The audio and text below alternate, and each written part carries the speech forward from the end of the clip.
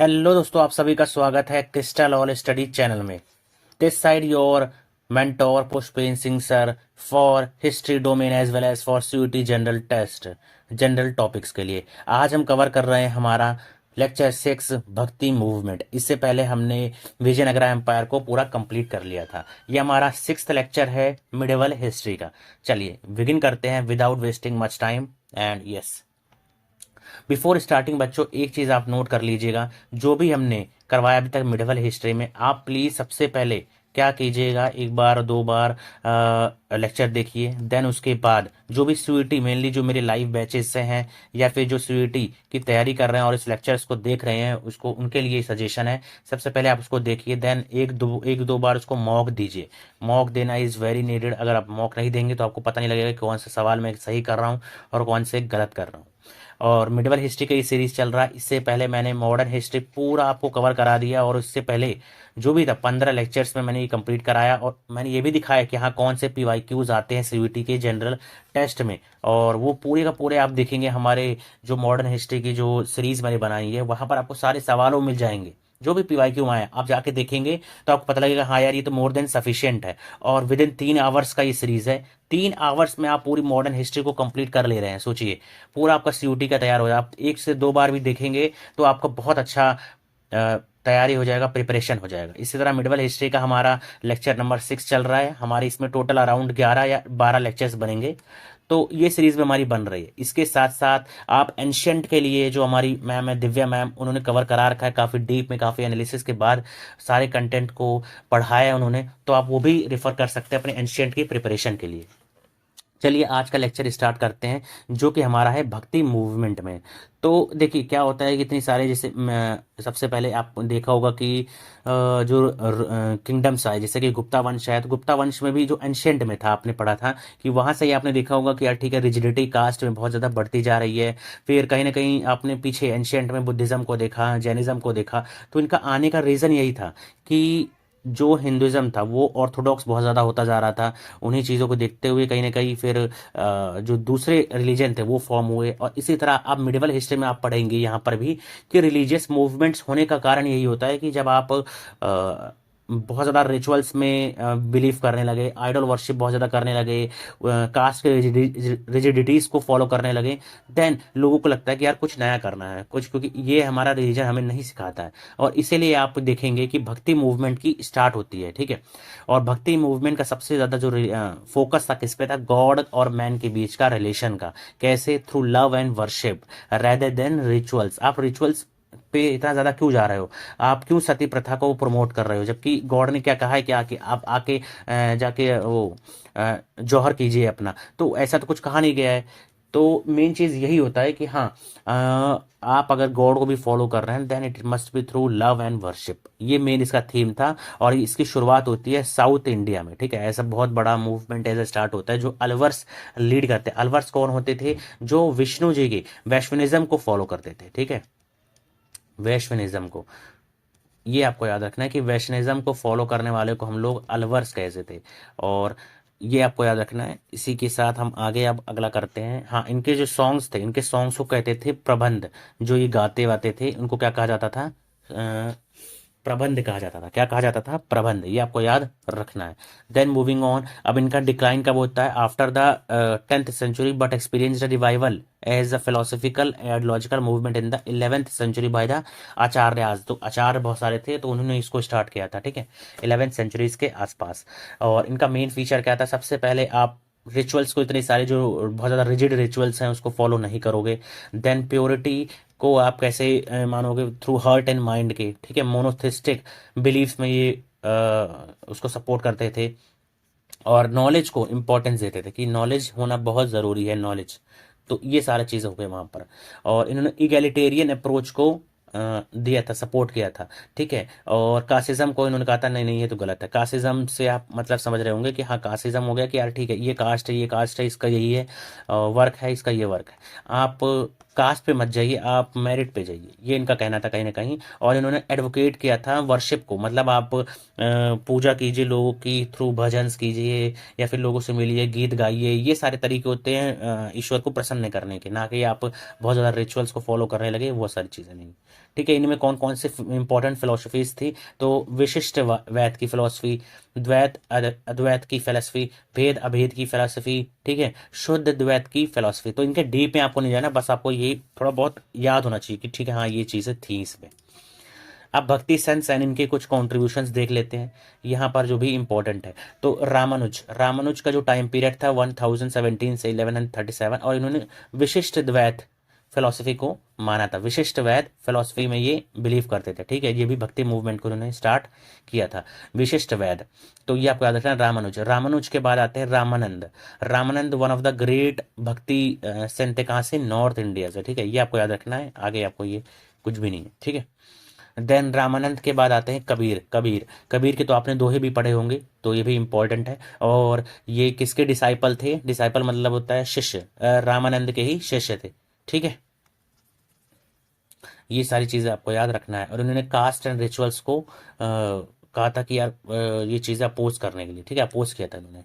Then आता है हमारा यहाँ पर गुरु नानक एक निर्गुण भक्ति संत से, ये आपको याद रखना है कि गुरु नानक कैसे भक्ति संत से, निर्गुण भक्ति संत थे। और इन्होंने सिखिज्म को फाउंड किया था, किसको फाउंड किया था, सिखिज्म को फाउंड किया था। चैतन्य महाप्रभु कृष्णा भक्ति कल्ट से थे, ठीक है, कृष्णा भक्ति कल्ट से थे। और कहाँ के रहने वाले थे, ये बंगाल से थे, कहाँ से थे, बंगाल से। इसमें कुछ एरर्स है थोड़ा बहुत, इसको हम पीपीटी को थोड़ा मॉडिफाई करा दूंगा, लेकिन हाँ जो मैं आपको बता रहा हूँ आपको वो चीज़ें बिल्कुल ध्यान दे रहे हैं कि हाँ ठीक है, भक्ति मूवमेंट से यही सब पूछा जाएगा कि चैतन्य कौन से रीजन से थे, तो आपको ये सवाल में आ जाएगा, तो आपको देना है बंगाल से। महाराष्ट्र से कौन कौन था, ठीक है, गुरु नानक निर्गुण भक्ति संत है, ठीक है, वो निर्गुण में बिलीव करते थे कि यार ठीक है, वो ईश्वर जो है वो मतलब कहीं ऐसे नहीं है, सामने नहीं है, आइडल्स में नहीं है, वो आपके मन से आपको लेना है, ठीक है, निर्गुण, ठीक है। ये सारी चीज़ आपको पता होनी चाहिए।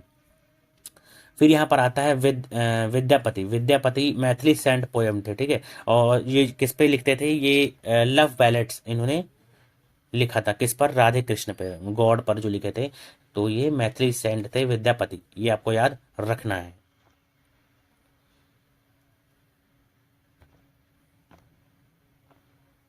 ठीक है, और उसके बाद हम देखते हैं Purandar Das was a prolific Vaishnava saint composer in Karnataka. कहाँ से थे ये, कर्नाटका से थे, ये आपको याद रखना है, ठीक है। ज़्यादा आपको पढ़ना नहीं है, आपको सिर्फ सीयूटी की तैयारी करना है, सिर्फ आपको नाम पता होना चाहिए, ठीक है। पुरंदरदास कर्नाटका से, विद्यापति ये मैथिली थे, चैतन्य बंगाल से थे, गुरु नानक वॉज निर्गुण भक्ति संत, ठीक है, ये सारी चीज़ आपको पता होनी चाहिए। मीराबाई वैष्णविज्म को फॉलो करती थी और भक्ति संत थी कृष्णा कल्ट से, ठीक है, कृष्णा कल्ट से।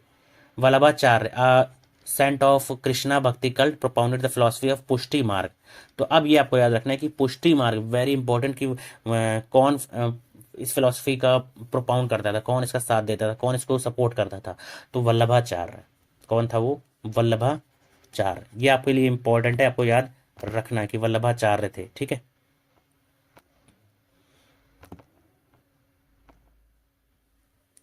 देन उसके बाद आता है Surdas was a blind poet singing in the glory of Krishna.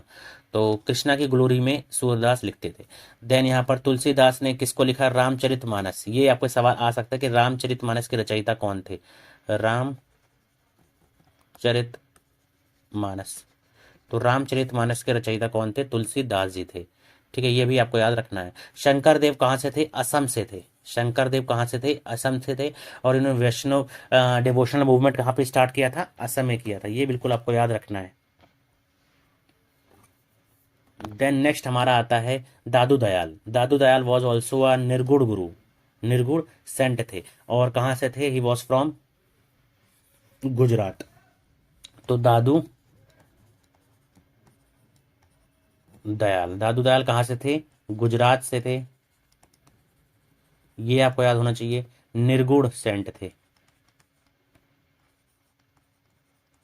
निर्गुण सेंट थे। और इन्होंने दादू पंथ को फॉर्म किया था, ठीक है, दादू पंथ किसने फॉर्म किया था, दादू दयाल ने फॉर्म किया था। ये सारी चीजें आपको पता होनी चाहिए।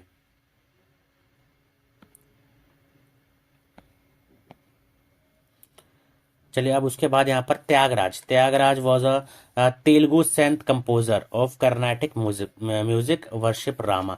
तो त्यागराज कहाँ से थे? तेलुगु थे, ठीक है, तेलुगु, तेलुगु, त्याग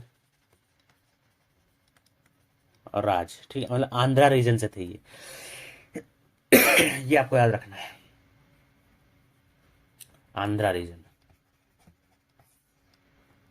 चलिए नेक्स्ट अब हम देखेंगे यहाँ पर हमारे पास जो महाराष्ट्र से कुछ भक्ति संत थे उनके बारे में हम पढ़ेंगे। तो ज्ञानदेव, ज्ञानदेव कहाँ से थे? महाराष्ट्र से थे और इन्होंने भगवत गीता पर लिखा है, ठीक है, इन्होंने भगवत गीता पर लिखा है, wrote on Bhagavad Gita. And Namdev, Namdev was a डिबोटी of Vithoba, Vithoba, Namdev was a विदोबी ऑफ डिवोटी ऑफ विदोबा, ये मतलब आप गॉड मान सकते हो, ठीक है। And then opposed caste distinctions, कहाँ से थे? महाराष्ट्र से थे, कहाँ से थे? महाराष्ट्र से थे। Eknath was also from Maharashtra and he wrote commentaries on किस पर? रामायण एंड भगवत पुराण पर, रामायण एंड भगवत को पुराण पर। अगर आपको एकनाथ याद करना है तो आप इस समय के जो सीएम है महाराष्ट्र के, एकनाथ शिंदे, तो उनसे भी याद रख सकते कि एकनाथ कहाँ के थे? महाराष्ट्र से थे। नामदेव कहाँ से थे? तो भी महाराष्ट्र से। ज्ञानेश्वर या फिर ज्ञानदेव कहाँ से थे? महाराष्ट्र से थे। तुकाराम, तुकाराम ने जो भी लिखा है महाराष्ट्र में ही, ये भी वहीं से थे। इन्होंने अपनी जो पोएम्स लिखी है उनको क्या कहा गया? अभंग कहा गया, अभंग। ये आपको बिल्कुल याद रखना है, अभंग, अभंग, अभंग पोएम्स को लिखा है किसने? तुकाराम, जो कलेक्शन थे इनके। रामादास ने writings as sermons compiled as 10 Bodh. ये आपको याद रखना है कि 10 बोध। रामदास, रामदास जी का 10 बोध था, ठीक है। इसी तरह ऊपर जो बताया मैंने आपको टूकाराम, टूकाराम का क्या था? अभंग। टूकाराम ज्यादातर जो नेम भी होते हैं ये वाले, ये आपको मतलब नाम से ही पता लग रहा होगा कि हाँ ठीक है ये कहाँ पर रहा होगा, ये है हमारा महाराष्ट्र। सारे 10 बोध किसने लिखा? रामदास ने। 10 बोध रामदास ने। ये सारी चीज आपको याद रखनी है। And that's all for today. हमने भक्ति मूवमेंट के जितने भी संत थे वो देखे, नाम देखे, इंपॉर्टेंट वही है, इससे ज्यादा आपको मुझे नहीं लगता कि हाँ भक्ति संत, भक्ति मूवमेंट से कुछ आएगा। अभी हम आपको बहुत ज्यादा फैक्चुअल चीजें उसमें ऐड कर देंगे तो वो आपको भी लगेगा कि यार ये तो बहुत ज्यादा हो गया, और उसकी नीड भी नहीं है। जो नीड है, जहां पर भी डीपली जाने की नीड है, हमने उसको दिल्ली सल्तनत को 2 से 3 लेक्चर्स में कंप्लीट कराया, क्योंकि वहां से 1-2 सवाल बन सकता है, लेकिन यहाँ से भक्ति मूवमेंट से ज़्यादा नहीं बनता है। और उतना आपको बस जितना नाम बताया गया कि ठीक है यार ये महाराष्ट्र से थे, ये बंगाल से थे, चैतन्य महाप्रभु, निर्गुण थे, गुरु नानक, तो ये सारी चीज़ें छोटी मोटी आपको पता है कि तो आपका एग्जाम बिल्कुल क्लियर हो जाएगा काफ़ी अच्छे मार्क्स से, ठीक है। अगर हम आपको हमारे बैचेस को ज्वाइन करना है देन आप you can contact us on this number. कोई भी क्वेरी हो आप ईमेल कर दीजिए। एंड ये हमारा टेलीग्राम ग्रुप है जहां हम रेगुलर क्विजेज वगैरह कंडक्ट कराते हैं। That's all for today. Signing off your mentor Pushpendra sir.